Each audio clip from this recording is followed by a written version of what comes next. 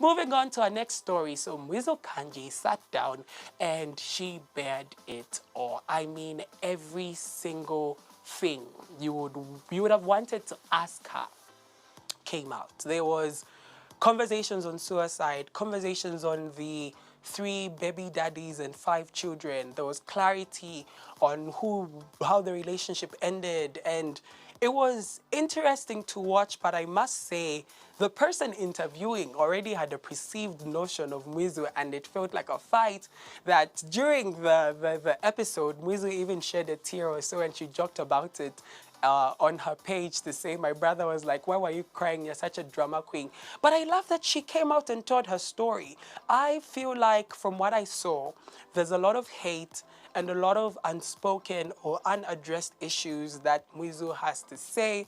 But because of this persona that we're giving her and just how much space we haven't given her as the people or whoever is always on her Facebook platform, and the idea of being a star and don't show your emotion, it feels like a lot is choking her. And it's not even because automatically people go to, she's not over your maps. That woman seems done. It was just a relationship, because even when the idea was brought up in the conversation, let me explain this properly. So of course, the main reason Mwizu was on this show from the production side was, let's get numbers because she's your map's ex. They share a child. This child every now and then is a topic of discussion. There's been fights between her and a kidist and all of that social media confusion. And now your maps is married to a more beautiful, a more, pretty woman in other people's eyes, which I don't get the comparison on social media. Why must it always be when she posts a picture? That's why he left you. Mwirantu, you who's on social media, just spreading hate on your, no, I'm not gonna get into it because I gotta be objective, but I feel like let's spread some positivity. So the idea of relationships came up and they asked her, what's been the most enjoyable relationship you've had? And she described this man of her dreams and saying, no, he was beautiful, he was gorgeous, he had a beard.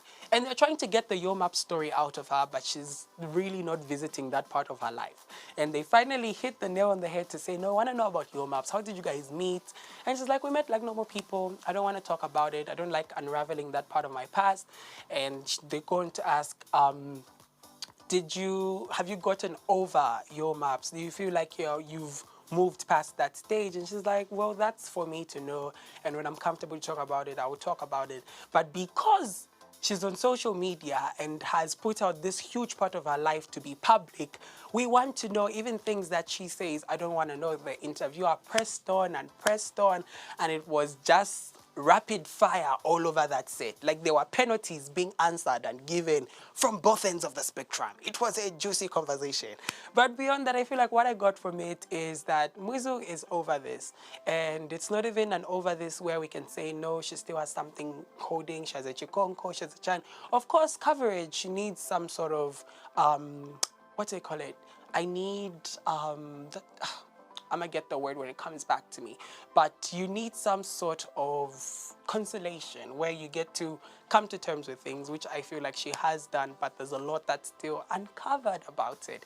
One thing I did get from it is she's happy where she is, and she's trying her best to not be Mwizuknji, your map's ex, but Mwizuknji, a brand ambassador, a fashionable woman, a media personality, and an influencer on social media.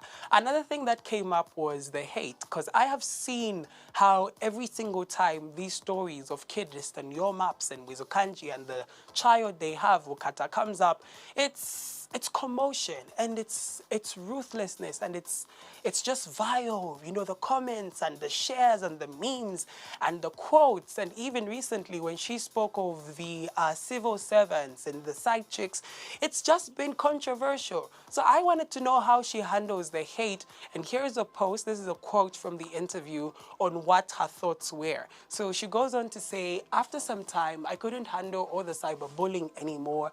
I gave up. I was going to kill myself. Zero style, actually. I gave up. I gave my mate some instructions. I left the house. I put a suicidal voice note in the family group, put a full tank into my car, and drove towards Luangwa on the greatest road, looking for a cliff to dive off. I was focused on killing myself, but luckily, the Lord intervened. The Lord came through and just said, Umwana wanzi, this is not going to happen. You're not going to do this. It's not going to happen. I feel so sad because this is a conversation. Mental health, especially cyberbullying, is a conversation that we've been having, and especially it always takes a tragic scenario for us to make it a focus again, because it will always take somebody going there for us to talk about it and not address it. And now things have died down because we're all over, you know, the king himself, when he took his life not so long ago, and we spoke about it, and it was a sad time on social media, and people like, check up on your brothers. It's the ones who be really happy that really be hurting.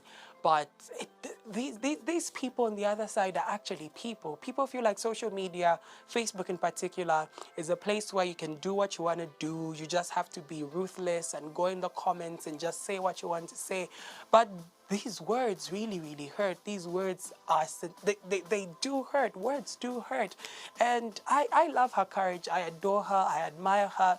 Being in such a situation where you're being scrutinized, but still holding your ground and trying to run a business and trying to hustle and keeping it going is something that we all need to applaud, because it's not easy. It's not easy, especially once your maps is in the mix. Zambians love your maps. We love it. We love you, Mr. Maps, okay? And everything around him is a conversation, it's a topic. So it's very hard to be affiliated to him. And the fact that there were stories of him leaving for a better woman, it's always crazy. I applaud Mwizukanji either way, and I have so much love for her. Hopefully we'll get to chat on a personal level, maybe on a lighter note. You never know.